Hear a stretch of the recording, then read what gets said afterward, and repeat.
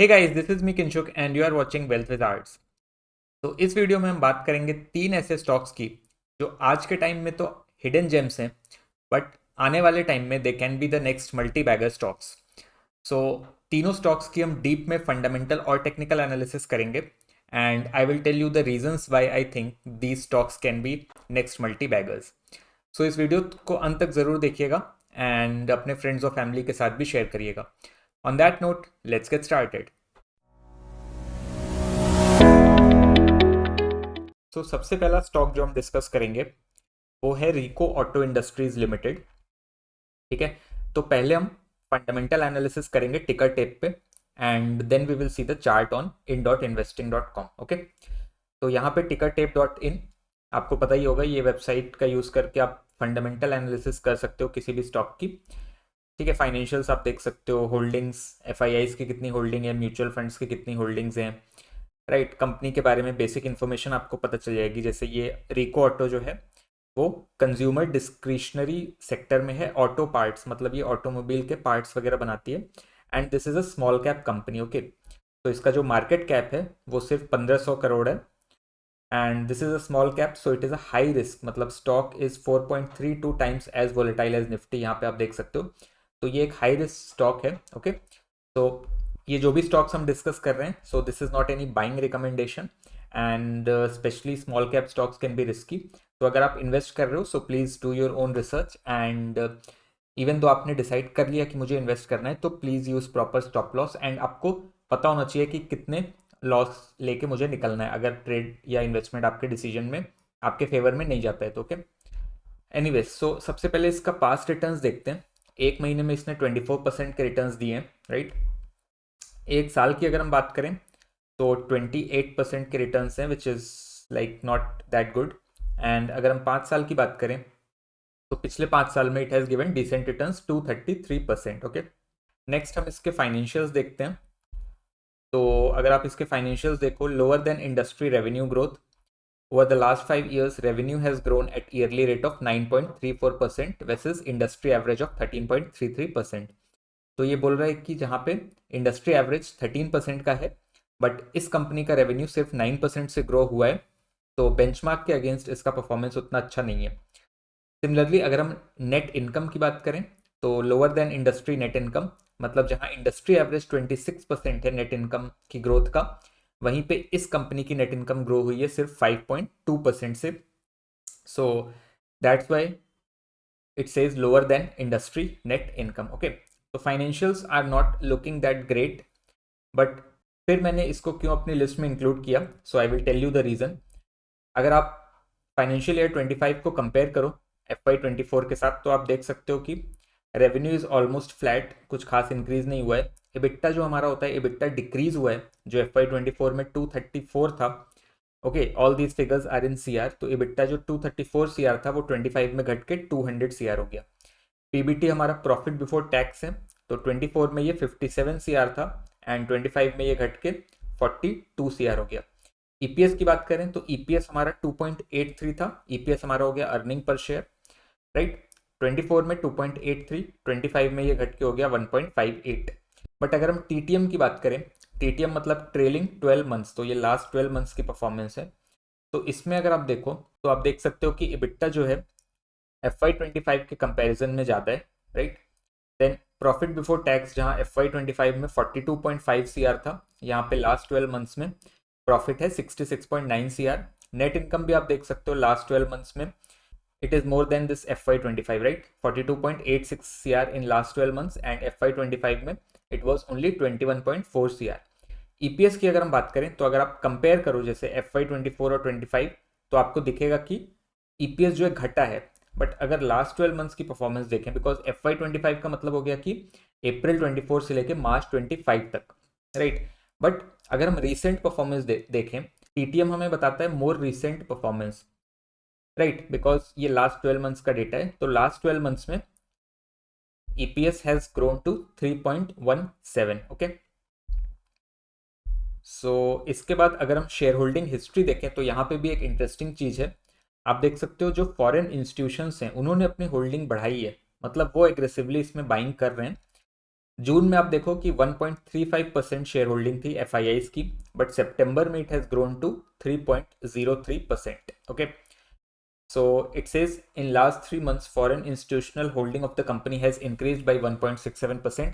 And जब F किसी stock में अपनी पोजीशन बढ़ाते हैं तो इसका मतलब they know something which we retail investors may not know. Okay, and we simply have to follow the big players, right. इसीलिए अगर हम इसका चार्ट देखेंगे तो चार्ट पे आपको हाई वॉल्यूम भी दिखेगा. हाई वॉल्यूम कब होता है? जब बड़े प्लेयर्स एफ म्यूचुअल फंड्स या डी आके उस स्टॉक में इन्वेस्टिंग करते हैं. ओके, तो this is a good sign कि एफ ने अपनी होल्डिंग बढ़ाई है इसमें. ओके, एंड वो भी एक रीज़न हो सकता है कि स्टॉक ने पिछले कुछ दिनों में एक अच्छा मूवमेंट दिया. जैसे हमने देखा कि लास्ट 1 मंथ में it has given more than 20% returns, right, 24.2% returns to be exact. And then हम इसकी न्यूज़ देखते हैं. तो अभी रिसेंट सितंबर क्वार्टर का जो रिजल्ट आया दैट वाज रियली गुड. यहाँ पे आप देख सकते हो consolidated net profit rises 170.25% in the September 2025 quarter.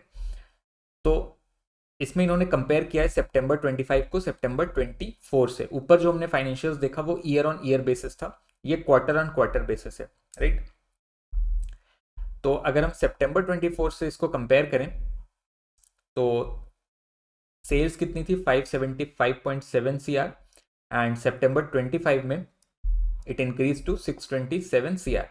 Percentage wise इसमें 9% की ग्रोथ हुई है. यहाँ आप देख सकते हो sales rose 8.96% to rupees 627.36 CR in the quarter ended September 2025. And अगर हम नेट प्रॉफिट की बात करें, बिकॉज मेन हमें क्या देखना होता है? Net profit. हमें नेट प्रॉफिट से मतलब है, राइट. कंपनी को प्रॉफिट होना चाहिए, तभी वो कंपनी ग्रो करेगी एंड इवेंचुअली उसका शेयर प्राइस भी इंक्रीज करेगा. तो अगर हम नेट प्रॉफिट देखें तो सितंबर 24 में इट वॉज 6.4 CR एंड सितंबर 25 में वो बढ़ के हो गया 17.3 CR, राइट. एंड अगर हम परसेंटेज टर्म्स में देखें तो 170% की ग्रोथ यहाँ पे देखने को मिल रही है. एंड ये एक रीज़न हो सकता है कि स्टॉक में हमें अच्छा मूव देखने को मिला है इन लास्ट 1 मंथ. ओके, तो ये हमने बेसिक फंडामेंटल एनालिसिस कर ली. अब हम चार्ट पे देखते हैं कि चार्ट सेटअप कैसा लग रहा है रिको ऑटो इंडस्ट्रीज लिमिटेड. ओके, तो एज यूजुअल हम टॉप डाउन अप्रोच फॉलो करेंगे. पहले हम मंथली टाइम फ्रेम देखेंगे, देन वीकली पे जाएंगे, देन डेली पे जाएंगे. ओके, तो मंथली पे आप देख सकते हो कि ये इसने एक हाई बनाया था 2024 में एंड उसके बाद से करेक्शन यहाँ पे देखने को मिला. बट इट सीम्स कि यहाँ पे बॉटम बना दिया इसने एंड पिछले कुछ महीने में आप देख सकते हो कि it has given some positive returns. And यहाँ पे आप देखो volume, see the volume spike. यहाँ पे वॉल्यूम ऑलमोस्ट नेग्लिजिबल था, बट लास्ट 4 महीने, इनफैक्ट 3 महीने का अगर आप देखो तो यहाँ पे एक अच्छा स्पाइक, वॉल्यूम में एक स्पाइक देखने को मिला है, राइट. ये हमारा अगस्त का है, एक अच्छा खासा वॉल्यूम में स्पाइक हमें देखने को मिला. देन नवंबर में, देन सॉरी अगस्त के बाद सितंबर, देन अक्टूबर अगेन ऑलमोस्ट फ्लैट था. देन अगेन नवंबर में जब इसके रिजल्ट्स आए तो यहाँ पे अगेन हमें वॉल्यूम में स्पाइक देखने को मिला. ओके, तो हाई वॉल्यूम एफ की होल्डिंग बढ़ रही है एंड वो प्राइस में भी रिफ्लेक्ट हो रहा है. तो ये हमें सिग्नल देता है कि this stock can give good returns in the near future. Okay, RSI अगर आप देखो तो RSI अभी 40-60 के बीच में है, मतलब साइडवेज है. बट अगर ये 60 को क्रॉस करता है, जो मुझे लग रहा है कि ये करेगा मंथली टाइम फ्रेम पे, तो 60 को अगर क्रॉस करता है तो कंफर्म हो जाएगा कि वो बुलिश जोन में आ गया है. ओके, एंड यहाँ पे आप देख सकते हो कि RSI का स्लोप जो है दैट इज पॉजिटिव एंड अभी ये 57 के आसपास है, मतलब इट इज़ क्लोज टू 60. तो 60 क्रॉस करता है मतलब बुलिश मोमेंटम वहाँ पे कंफर्म हो जाएगा. ओके, तो ये हमने मंथली टाइम फ्रेम पे देख लिया. अब अगर वीकली पे जाएं तो वीकली पे आप देख सकते हो कि ऑलरेडी इसने 60 को क्रॉस कर दिया है RSI ने. ओके, एंड मतलब वीकली टाइम फ्रेम पे ऑलरेडी यहाँ पे मोमेंटम दिख रहा है. यहाँ पे भी आप वॉल्यूम स्पाइक देख सकते हो. डेली पे अगर हम जाएं, राइट, ये कंसोलिडेशन के बाद यहाँ पे आप देख सकते हो बॉलिंजर बैंड स्क्वीज ब्रेकआउट है ना. बॉलिंजर बैंड स्क्वीज ब्रेकआउट पे भी मेरा एक सेपरेट वीडियो है, वो आप जाके चेकआउट कर सकते हो. बट यहाँ पे क्या है कि ये अपर बैंड को ब्रेक किया विद हाई वॉल्यूम. यहाँ पे आप देख सकते हो इस कैंडल पे हाई वॉल्यूम भी था एंड उसके बाद से इसने 93 के लेवल पे इसने ब्रेक किया एंड अभी इसका प्राइस चल रहा है 108 रुपीज़. ओके, तो यहाँ पे बॉलिंजर बैंड ब्रेकआउट था, अभी थोड़ा सा नीचे आ गया है, 2 red candles. But still I feel कि this can be a good bet for the long term. अगर आप लॉन्ग टर्म के लिए बेट लेना चाहते हो तो आपको और इस पर रिसर्च करनी चाहिए। Okay, I am not saying कि आप अभी जाके इसको बाई कर लो, this is not any recommendation, but I am just giving you my opinion कि ये स्टॉक्स हैं which are looking promising, and फिर जाके आप उस पर अच्छी खासी रिसर्च कर सकते हो। ओके, तो टिकर टेप से आपको बेसिक एक एनालिसिस मिल जाएगी, राइट। आप फाइनेंशियल्स चेक कर सकते हो, होल्डिंग्स चेक कर सकते हो, इवेंट्स, न्यूज़, ये सब चेक कर सकते हो। बट अगर आपको और डीप रिसर्च करनी है तो आप एआई की हेल्प ले सकते हो, राइट। एंड इनफैक्ट मैंने एक और वीडियो बनाया था, एक या दो वीडियो मैंने बनाए हैं कि कैसे गूगल जेमिनाई का यूज़ करके आप डीप रिसर्च कर सकते हो। Okay, so if you want I will make a separate video. ये 3 स्टॉक्स जो हम आज डिस्कस कर रहे हैं उसकी I will do a detailed analysis with Google Gemini, and उस पर मैं एक वीडियो बना के आपके लिए लेके आऊँगा। तो अगर आपको वो वीडियो चाहिए तो आप लिख दो एआई एनालिसिस कमेंट में, and I will very soon bring a separate video on that. Okay, anyways daily time frame पे आरएसआई भी 60 के ऊपर है, ऑल्दो यहाँ पे थोड़ा सा इसका स्लोप नीचे की तरफ जा रहा है, बट जब तक आरएसआई 60 के ऊपर है मतलब हम इसको बुलिश कंसिडर करेंगे। ओके, सो ये पहला स्टॉक था रिको ऑटो इंडस्ट्रीज, एंड जो दूसरा स्टॉक है वो है जीआरएम ओवरसीज लिमिटेड। ठीक है, तो ये आप देख सकते हो कंज्यूमर स्टेपल्स कैटेगरी में है, this is also small cap, 2731 CR का मार्केट कैप है, एंड यहाँ पे आप देख सकते हो high risk stock is 3.32 times as volatile as Nifty. Okay, so this is also a high risk stock, तो इसमें भी अगर आप इन्वेस्ट कर रहे हो सो आप सोच समझ के ही इन्वेस्ट करें with proper risk management. Okay, इसके हम अगर फाइनेंशियल्स देखें तो higher than industry revenue growth. Over last 5 years, revenue has grown at yearly rate of 11.7% versus industry average of 7.5%. This is a good sign. But अगर हम net income की बात करें तो net income has grown at yearly rate of 13.8% versus industry average of 15.3%. तो net income ने उतनी expected growth नहीं दी है as compared to the industry benchmark. Okay, financials की अगर हम बात करें तो आप देख सकते हो total revenue it is almost flat अगर आप 24 और 25 को कंपेयर करो। EBITDA जो है वो 104 था, अभी 105 है। Okay, so again this is all these are in CR. Profit before tax की अगर हम बात करें तो 80.45 सीआर एंड 25 में 84.73 सीआर, तो थोड़ा सा फर्क हमें देखने को मिल रहा है।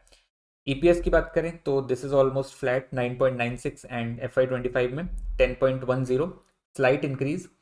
ओके, तो अगेन इसके फाइनेंशियल्स बहुत प्रॉमिसिंग नहीं है, बट अगर आप ट्रेलिंग 12 मंथ्स का डेटा देखो, मतलब अगर आप रिसेंट डेटा देखो तो यहाँ पे आप देख सकते हो थोड़ी ग्रोथ आपको दिखेगी, इबिट्टा में ग्रोथ दिखेगी, 105 था एंड यहाँ पे ट्रेलिंग 12 मंथ्स में 117 सीआर।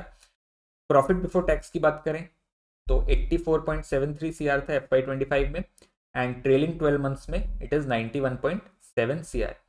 ईपीएस अगर हम देखें तो 10.10 था FY25 में, जहाँ पे लास्ट 12 मंथ्स में it is now 11.3 CR. Okay, यहाँ पे भी अगर आप होल्डिंग्स देखो तो एक पॉजिटिव चीज़ ये है कि एफआईआईज इस स्टॉक में भी अपनी होल्डिंग बढ़ा रहे हैं। जून में जो एफआईआईज की होल्डिंग थी वो 1.89% थी एंड सितंबर में आप देख सकते हो 3.36% हो गई है, मतलब इस स्टॉक में भी एफआईआईज बाइंग कर रहे हैं which is a good sign. Okay, so in last 3 months foreign institutional holding of the company has increased by 1.47%। और यहाँ पे एक चीज और है कि प्लेज्ड होल्डिंग नहीं है। प्लेज्ड क्या होता है कि जो शेयर्स गिरवी रखे जाते हैं प्रमोटर्स के द्वारा उनको बोलते हैं प्लेज्ड शेयर्स, तो प्लेज्ड शेयर्स यहाँ पे नहीं है, so this is also a good sign. Then इसकी अगर हम न्यूज़ देखें तो जो रिसेंट रिजल्ट्स आए हैं सितंबर क्वार्टर के that are very good, and ये रीज़न हो सकता है कि एफ पहले से इसमें बाइंग कर रहे हैं एंड इवेंचुअली वो प्राइस और वॉल्यूम में भी रिफ्लेक्ट हो रहा है। Okay, net profit of GRM overseas rose 60% to 14.76 CR as against 9.19 CR during the previous quarter.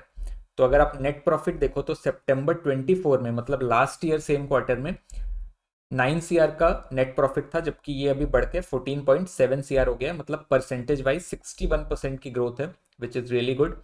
And जो सेल्स है, सेल्स कितने से राइज हुई है, 14.88% से इसकी सेल्स बढ़ी है, मतलब जो पहले 315 करोड़ थी वो अभी बढ़ के 362 करोड़ हो गई है, मतलब 15% का यहाँ पे एक जंप देखने को मिला है। ओके, सो इसके भी रिजल्ट्स काफ़ी अच्छे हैं एंड इसका भी हम चार्ट देख लेते हैं quickly, GRM overseas.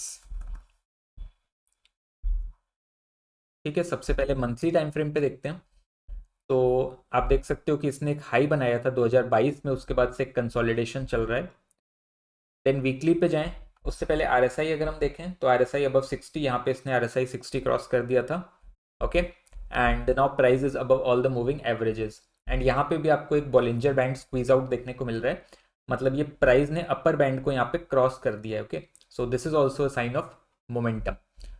Weekly time frame पे अगर हम जाएं, वीकली पे आप देख सकते हो यहाँ पे अच्छा स्क्वीज आउट यहाँ पे है। Okay, you can see that this upper band, sorry this price cross the upper band, and इसको हम बोलते हैं वॉकिंग द बैंड, मतलब ये जो कैंडल्स हैं वो बैंड के ऊपर बन रही हैं, so this is called walking the band. Okay, तो this is a good sign. अब थोड़ा सा यहाँ पे करेक्शन हो सकता है शॉर्ट टर्म में, बट इवेंचुअली इस कंपनी के फाइनेंशियल्स और रिजल्ट्स देखते हुए मुझे लगता है कि लॉन्ग टर्म के लिए this can be a good opportunity. Volume भी अच्छा खासा है। ओके, एंड आरएसआई ने यहाँ पे 60 क्रॉस किया था, अभी आरएसआई 83 है, so that is also good. Daily time frame पे अगर हम देखें तो डेली टाइम फ्रेम पे आप देख सकते हो कि एक क्लियर आपको यहाँ पे अप ट्रेंड देखने को मिलेगा, higher highs higher lows, right. RSI also above 60। Okay, तो ये दूसरा स्टॉक था जीआरएम ओवरसीज, इसको भी आप चेकआउट कर सकते हो। And now I am going to discuss the third and last stock, that is Venus Remedies. And ये इन तीनों में से मेरा फेवरेट स्टॉक है बिकॉज इसके फंडामेंटल सबसे स्ट्रांग लग रहे हैं। सबसे पहले इसके पास्ट रिटर्न्स देखते हैं। 1 मंथ में इसने 54% के रिटर्न्स दिए, which is like mind boggling. एक साल में अगर हम देखें तो 134% के रिटर्न्स, राइट, मतलब आपके पैसे को डबल से भी ज़्यादा किया है इसने। 5 ईयर्स के अगर हम रिटर्न्स देखें तो 426%। ये फार्मा कंपनी है, हेल्थ केयर से है। Again this is a small cap company, इसका मार्केट कैप सिर्फ 921 CR है, एंड ये भी हाई रिस्क कैटेगरी में आता है। तो अगेन अगर आप इसमें इन्वेस्टमेंट का डिसीजन लेते हैं तो do it according to your own risk profile. Okay, stock is 4 times as volatile as Nifty. Okay, and then अगर हम इसके फंडामेंटल्स देखें तो higher than industry revenue growth. Revenue has grown at yearly rate of 12.5% versus industry average of 10%, so ये एक positive sign है। इसके बाद अगर आप इसके फंडामेंटल्स देखो, टोटल रेवेन्यू 613 CR था FY24 में, 25 में it has grown to 678 CR, and last 12 months में अगर आप देखो तो this has grown further to 725 CR। Okay, similarly आप देख सकते हो इबिट्टा में भी आपको एक इंक्रीज देखने को मिलेगा। प्रॉफिट की अगर बात करें, प्रॉफिट बिफोर टैक्स, तो इसमें भी आपको कंसिस्टेंट इंक्रीज देखने को मिल रहा है यहाँ पे, राइट।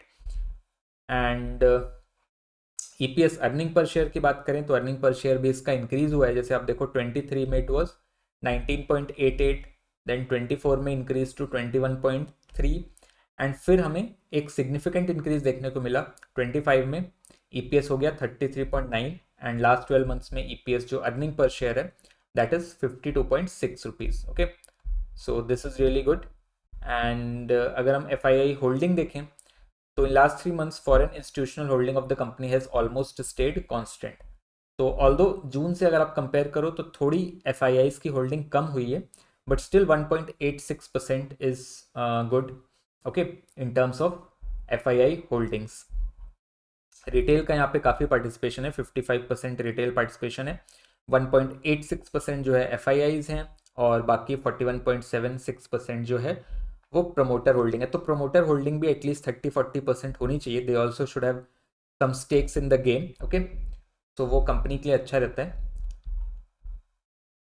देन यहाँ पे अगर हम इसके रिजल्ट्स देखें तो आप देख सकते हो Venus remedies consolidated net profit rises 473.5%। तो जो अभी तक हमने तीनों स्टॉक्स डिस्कस किए उसमें वीनस रेमेडीज का रिजल्ट सबसे बढ़िया है, that's why it is one of my favourite stocks. Okay, so net profit rose 473% to rupees 20.13 CR in the quarter ended September 25 as against 3.51 CR during the previous quarter of September 24। तो अगर हम net profit देखें सितंबर 24 में it was 3.51 CR, and 25 में ये एकदम से बढ़ के 20.13 CR हो गया, मतलब 474% का यहाँ पे एक जंप देखने को मिला है। सेल्स की बात करें, सेल्स या रेवेन्यू आप एक ही चीज़ समझ सकते हो, तो सेल्स में ग्रोथ हुई है 13.3% की।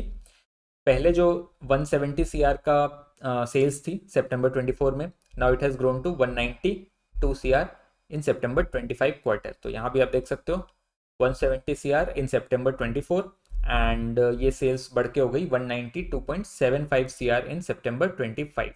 मतलब 13% का यहाँ पे सेल्स ग्रोथ आपको देखने को मिल रहा है। ओके, तो इसके फंडामेंटल्स तो बहुत स्ट्रांग है। अब एक बार इसका चार्ट देख लेते हैं। Okay, Venus remedies limited, right. तो अगेन सबसे पहले मंथली टाइम फ्रेम पे देखते हैं। तो मंथली टाइम फ्रेम पे आप देख सकते हो कि यहाँ पे आपको एक कप ब्रेकआउट जैसा देखने को मिलेगा। इस प्राइस पे इसने ब्रेकआउट दिया, राइट। 2007 में इसने ये लेवल टच किया था 617। उसके बाद फिर 2021 में अगेन इसने ये लेवल क्रॉस किया, बट वो सस्टेन नहीं कर पाया एंड वो नीचे आ गया। एंड अभी जाके फिर से इसने ये वाला लेवल क्रॉस किया है and with high volume. Okay, तो अगर ये सस्टेन होता है, जो मुझे लगता है कि होगा, तो आने वाले टाइम में ये नए हाईज बना सकता है। Okay, this is already at all time high. इसका मतलब ऊपर कोई रेजिस्टेंस नहीं है, तो this can be a real multi bagger stock. Okay, so यहाँ पे if I put this line तो आपको समझ में आ जाएगा ये कब ब्रेकआउट जैसा है। ओके, राइट, ये लेवल पे 617 का लेवल है। एंड अगर हमको इसका टारगेट निकालना हो तो इसका टारगेट क्या होगा, that will be equal to the depth of the cup.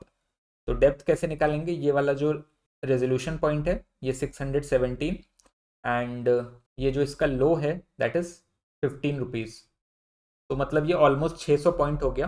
तो इससे ऊपर 600 पॉइंट आप टारगेट प्रेडिक्ट कर सकते हो। मतलब 617 के ऊपर 600 पॉइंट, मतलब ये 1200 तक जा सकता है। That could be the first target. Okay, so इसीलिए मैं कह रहा हूँ कि इसमें बहुत पोटेंशियल है। एंड अगर आपको इसमें इन्वेस्ट करना है तो पहले आप रिसर्च करें properly, right, and then only you can make a decision. Okay, because ये स्मॉल कैप है तो इसमें रिस्क भी हो सकता है एंड वॉलेटिलिटी भी ज़्यादा हो सकती है।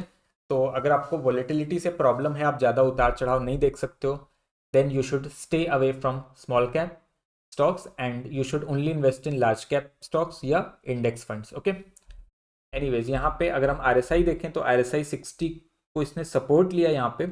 Let me zoom this a little bit. यहाँ आप देख सकते हो कि 60 सपोर्ट, 60 के नीचे नहीं गया। मतलब ये सिग्नल दे रहा है कि आई am not going below 60, I am not going in the sideways zone, I will remain in the bullish zone. जब तक ये RSI 60 के ऊपर है मतलब ये बुलिश जोन में है। एंड यहाँ पे आप देख सकते हो एक अच्छी green candle with high volume. Okay, weekly time frame पे अगर हम देखें तो वीकली पे भी आप देख सकते हो ये दो अच्छी ग्रीन कैंडल। इसने 2 वीक में ही ये 448 से ये 700 के लेवल को इसने टच कर दिया, राइट। एंड आई थिंक इसके रिजल्ट्स का इफेक्ट है। वॉल्यूम भी आप देख सकते हो कि जो ऑलमोस्ट फ्लैट वॉल्यूम था, यहाँ पे लास्ट 2 वीक्स में आपको एक सिग्निफिकेंट इंक्रीज देखने को मिल रहा है in the volume. You can C the volume spike in this volume. Okay, and यहाँ पे भी स्मॉलर टाइम फ्रेम में भी एक यहाँ पे कब ब्रेकआउट है, ये 2021 का जो हाई है इसने इसको ब्रेक कर दिया, राइट। तो यहाँ पे भी एक ब्रेकआउट आपको देखने को मिल रहा है। देन अगर हम डेली टाइम फ्रेम की बात करें तो डेली पे आप देख सकते हो यहाँ पे ये बॉलिंजर बैंड एकदम से स्क्वीज हो गया था। मतलब ये वॉलेटिलिटी कम हो गई थी एंड सडनली आप देख रहे हो कि ये स्क्वीज ब्रेकआउट है। बॉलिंजर बैंड्स एक्सपैंड होते हैं मतलब यहाँ पे वॉलेटिलिटी बढ़ रही है। Okay, and you can see that all these candles are formed above this upper Bollinger band. ये कैंडल ने सबसे पहले अपर बॉलिंजर बैंड को ब्रेक कर दिया, तो इसको हम बोलते हैं Bollinger band squeeze breakout. Okay, again अगर आपको ये स्ट्रैटेजी नहीं पता है तो आप मेरा बॉलिंजर बैंड वाला वीडियो चेकआउट कर सकते हो, उसका लिंक मैं आपको डिस्क्रिप्शन में दे दूंगा। Okay, so you can check that out. तो डेली टाइम फ्रेम पे भी it is looking good and यहाँ पे आप देख सकते हो हाई वॉल्यूम भी है। ओके, हाई वॉल्यूम यहाँ पे। एंड RSI की अगर हम बात करें तो यहाँ पे इसने RSI 60 को क्रॉस कर दिया था एंड इसके बाद से RSI is above this zone. Okay, तो ये 3 स्टॉक्स हमने डिस्कस किए, Rico auto, then GRM overseas and then Venus remedies. Okay, so आप इसको और रिसर्च करें, फंडामेंटल एनालिसिस करें, टेक्निकल एनालिसिस करें एंड देन अगर आपको लगता है कि इनमें से कोई स्टॉक में आपको इन्वेस्ट करना चाहिए, then you can take decision accordingly but with proper stop loss and risk management. Okay, so yeah, that was all for this video. ये वीडियो अगर आपको पसंद आया है तो लाइक ज़रूर करें, कमेंट करें and share this with your friends and family. अगर आपने चैनल को अभी तक सब्सक्राइब नहीं किया है तो सब्सक्राइब ज़रूर करें एंड बेल आइकन प्रेस करें so that you don't miss any notifications. And I will see you guys in the next video very soon. Till then, bye bye and happy investing.